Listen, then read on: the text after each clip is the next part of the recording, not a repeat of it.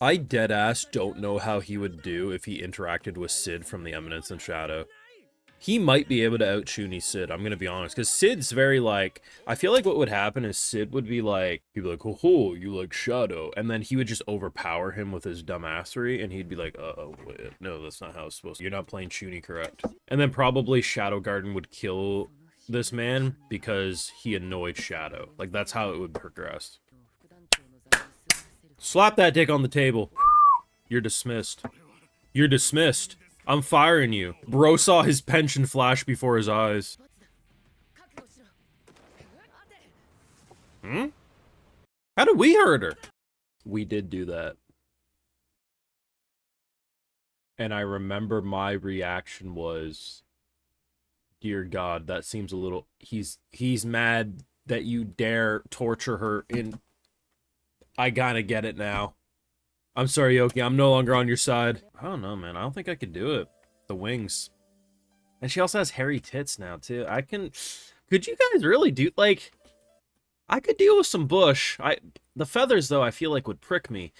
But the wings are where I'm tapping out, guys. I can't do it. I do feel like this might unironically have some of the most progression of an isekai in some time. Of course, those are just some of the highlights. You want to catch the whole live reaction is over on my Patreon. Let's jump into it, because this is the type of isekai episode that I think could potentially even turn an isekai hater into a believer, at least momentarily.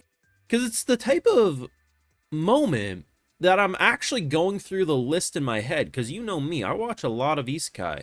I got the isekai that beat it over the head. I got the shows like these that, you know, a lot of people forget this is an isekai because the main character is Chunied out of his mind. But that's not just because of a character trait, it's because he legitimately is a normal human in his original world and got reborn as a demon in this one. There has been a lot of potential pairings in this show, a lot of romances, will they, won't they? And in the early stages of this show, a lot of people were like, oh my God, love triangles galore.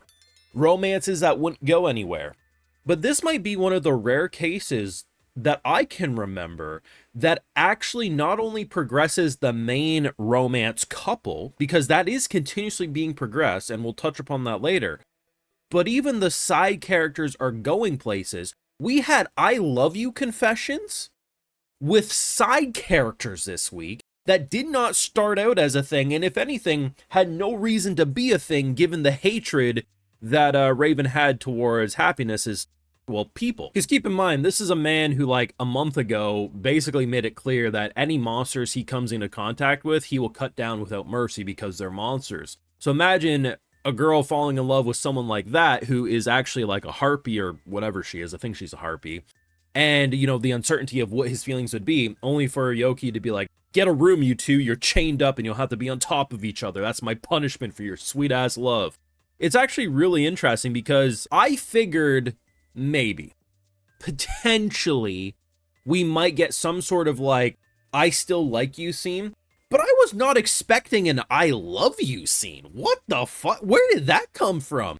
For a show that had every right to be the B-tier isekai fantasy of the season, that had no major progression, a lot of will they, won't they's, you have couples that were already a thing in this show and continue to show their love, like the guildmaster and his wife who likes to beat him, and he likes to be beat because he's exactly where he wants to be. You have these two's like forbidden love, given that he's the captain of an order who should hunt monsters, falling in love with someone who is a monster, and both of them having the fear of what that means and just saying, you know what, fuck it, we roll. But then of course you also have the main pairing, and I forget when it was fairly recent. She's apparently engaged to someone from another kingdom. That person is apparently now in the kingdom.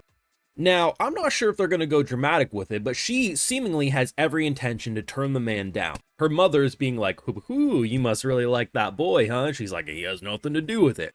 But seemingly, with 2 episodes to go, because remember, this is a 13-episode season, we're not rushing to an ending next week.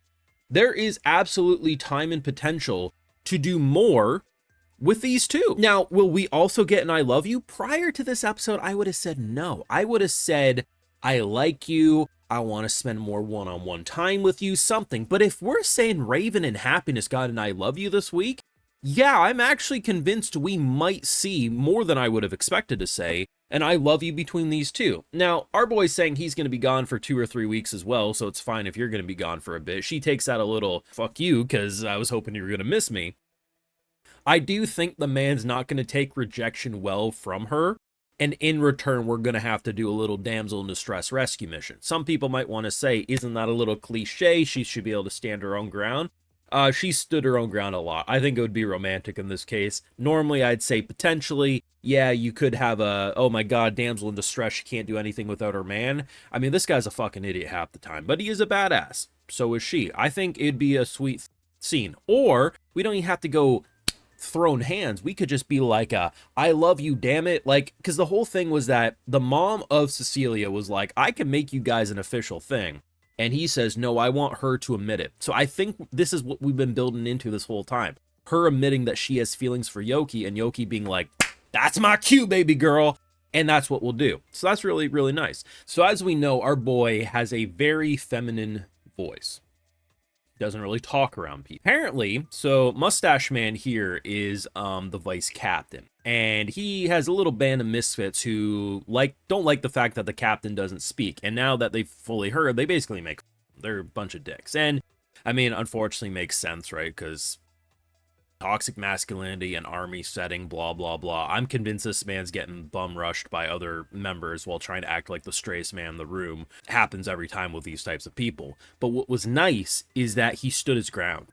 At first, he was scared. At first, he ran away. At first, he was being bullied. Remember, this is the guy who's the captain being talked down to by his subordinates. He has every right to fucking beat their ass, dismiss them, fire them, whatever. But he runs away because they're bullies, right? Bullies feed on those reactions. And by him not standing up for himself, they get more in power. And that's why the scene of him speaking to them and saying, remember your place, in his voice, not masking his voice, not making his voice deeper, but saying, remember your spot. You don't have to have the job you have. And the fact that, like, as he walks by, he throws the nose, because he used to do the thing where he'd write a lot of words down. It's like, that's better. It was such a big dick play, and it was so satisfying. And this is what I really like about this show. This show has no right being this good. Not because I'm saying, oh, the source material should be dog shit. It's just, we see a lot of these types of shows, monster harem-like dynamics. Here's a bunch of monster people. They're going to blend into society. But, you know, it's not often you have such a well-balanced cast that's as large as this. And I'm not saying every single character has like top tier development. Like, I mean, out of this cast here, half of them are getting that top tier development. But these two, they serve their purpose quite well.